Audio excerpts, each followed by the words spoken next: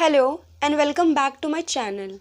This is my fourth video of chapter 3rd of business studies which is private public and global enterprises. मैंने अपने previous videos में detail में discussion किया है about the meaning of private and public sector.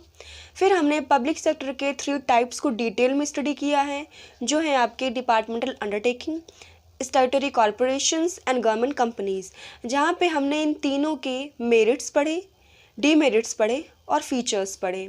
Now आज के इस video में हम डिटेल में स्टडी करने वाले हैं about the changing role of public sector, कि पब्लिक सेक्टर का रोल किस किस तरीके से चेंज हुआ और किस किस सिनारियो में चेंज हुआ। अगर हम इंडिपेंडेंस की बात करें कि आज़ादी के बाद पब्लिक सेक्टर ने किस तरीके से ग्रो किया, अगर हम उसकी बात करें इंडिपेंडेंस के बाद की, तो क्या था कि ना ही प्राइवेट सेक्टर के पास इतना पैसा था और ना ही पब्लिक सेक्टर के पास पैसा था। पब्लिक सेक्टर मतलब जिसमें कि ओन और कंट्रोल कौन करता है, गवर्नमेंट ही करती है। प्राइवेट सेक्टर अपना पैसा उस टाइम पे लगाना नहीं चाहते थे, क्योंकि अगर वो लगाते तो उनको तुरंत प्रॉफिट चाहिए था। तो इंडिपेंडेंस के टाइम पे ये सब होना इतना जल्दी पॉसिबल नहीं था। ठीक है, जितना भी इन्वेस्टमेंट था, जितनी भी चीज़ें की, वो सारी चीज़ें गवर्नमेंट ने ही की। ठीक है, जितने भी बड़े बड़े इन्वेस्टमेंट्स थे वो सारे कौन किया, गवर्नमेंट ने ही किया। ठीक, लेकिन फिर आगे चल के गवर्नमेंट को ये रियलाइज़ होने लगा कि केवल हमारे से ही नहीं होने वाला कुछ। ठीक है, प्राइवेट का पार्टिसिपेशन भी उतना ही ज़रूरी है जितना कि गवर्नमेंट का ज़रूरी है। बात आती है government policy towards public sector since 1991 की, कि 1991 में किस तरीके से पॉलिसी गवर्नमेंट ने चेंज की। तो 1991 में 4 स्टेप्स गवर्नमेंट ने लिए, जो है आपकी reduction in the number of industries reserve for the public sector, second one is your disinvestment, third policy regarding sick units, and fourth one is your memorandum of understanding. Now let's discuss 3 points. Now let's discuss these 4 points one by one. So very first is your reduction. Government ने धीरे धीरे अपने जितने sectors पे, जितने industries पे government का control था, धीरे धीरे गवर्नमेंट उस पर सिमटने लगी। पहले 18 इंडस्ट्रीज़ गवर्नमेंट के हाथों में थी, अब फिर धीरे धीरे गवर्नमेंट ने 7 इंडस्ट्रीज़ पे अपना दबदबा किया।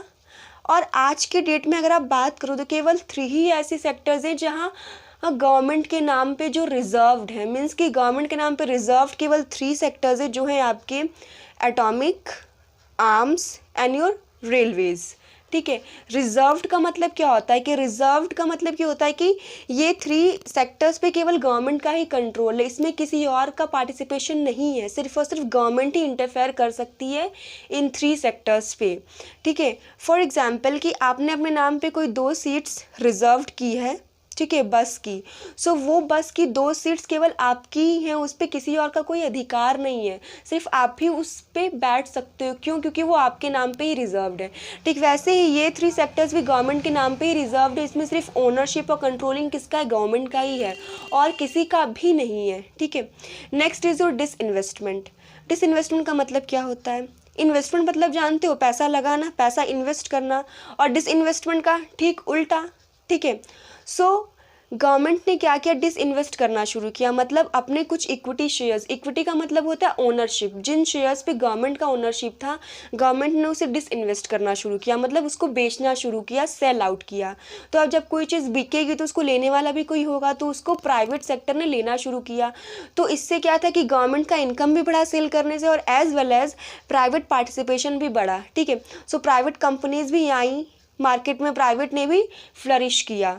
ठीक है, next one is your policy regarding sick units. अब सिक यूनिट्स के खिलाफ पॉलिसी बनाई गई। सिक यूनिट्स मीन्स ऐसे इंडस्ट्रीज जो काम नहीं कर रही हैं, और काम कर भी रही हैं तो उससे इकोनॉमी को कोई फ़ायदा नहीं हो रहा है, तो ऐसी इंडस्ट्रीज़ क्या हैं, गवर्नमेंट पे बोझ हैं।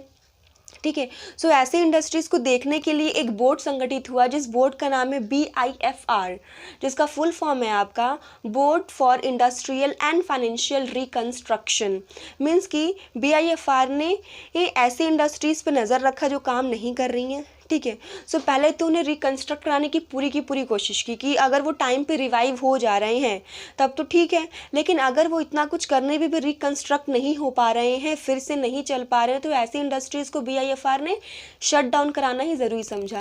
लेकिन अब शट डाउन करने से हुआ क्या कि जो एम्प्लॉयड थे उस इंडस्ट्रीज़ में वो अनएम्प्लॉयड हो गए। इसका भी गवर्नमेंट ने ये सोल्यूशन निकाला कि उन्हें कॉम्पनसेशन दे दिया गया, उनको कॉम्पनसेट कर दिया गया। ठीक है, या फिर जल्द से जल्द उन्हें किसी और इंडस्ट्रीज़ में एम्प्लॉयड किया। ठीक है, बेसिकली BIFR को अगर हम एग्जाम्पल से समझें तो कुछ इस तरीके से समझ सकते हैं कि आप बीमार हो, आप सिक हो, आपसे कोई काम नहीं हो रहा है, लेकिन अब आपको काम तो करना है जीने के लिए। सो आपका इलाज कौन करेगा? डॉक्टर ही बताएगा कि आपको कैसी मेडिसिन लेनी चाहिए, कैसी डाइट लेनी चाहिए, कैसा न्यूट्रिशन लेना चाहिए, वो सारी चीज़ें कौन बताएगा? डॉक्टर ही बताएगा। तो ठीक वैसे ही BIFR भी एज अ डॉक्टर की तरह काम करती हैं ऐसी इंडस्ट्रीज़ पे जो सिक है, मीन्स जो काम नहीं कर रही हैं।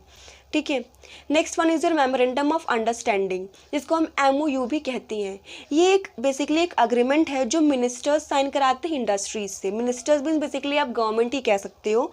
इस अग्रीमेंट में बेसिकली ये लिखा होता है कि ऐसी इंडस्ट्रीज़ को पूरा ऑटोनॉमी दिया जाता है कि भैया आप फ्री हो, आप चाहे जैसे काम करो। ठीक है, हम आपके काम में कोई दखल अंदाजी नहीं करेंगे एज अ गवर्नमेंट, लेकिन एक रिस्पॉन्सिबिलिटी भी ये दे दी जाती है कि आपको टारगेट बेस्ड वर्क देंगे, कि आपको वो टारगेट अचीव करना है, और उस टारगेट को अचीव करने के लिए आप चाहे जो काम करो, आप चाहे जैसा काम करो, एज अ गवर्नमेंट हमारी तरफ से कोई डिस्टर्बेंस आपको महसूस नहीं होगा। ठीक है, सो ये देखा गया कि जब ऑटोनॉमी दे दी गई इंडस्ट्रीज़ को एज वेल एज टारगेट दे दिया गया, टारगेट बेस्ड वर्क दे दिया गया, तो इंडस्ट्रीज़ जो बहुत लेट काम कर रही थी या जो जिनके अंदर पोटेंशियल था काम करने का लेकिन अच्छा रिजल्ट नहीं दे पा रही थी, वो भी अच्छा काम करने लगी।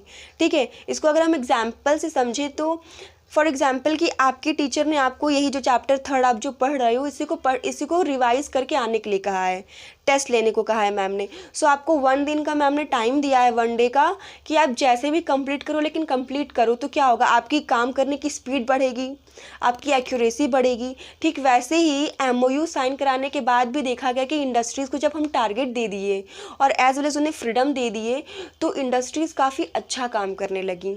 ठीक है, so that's all about the changing role of public sector. Thank you for watching my video and don't forget to like and subscribe my channel.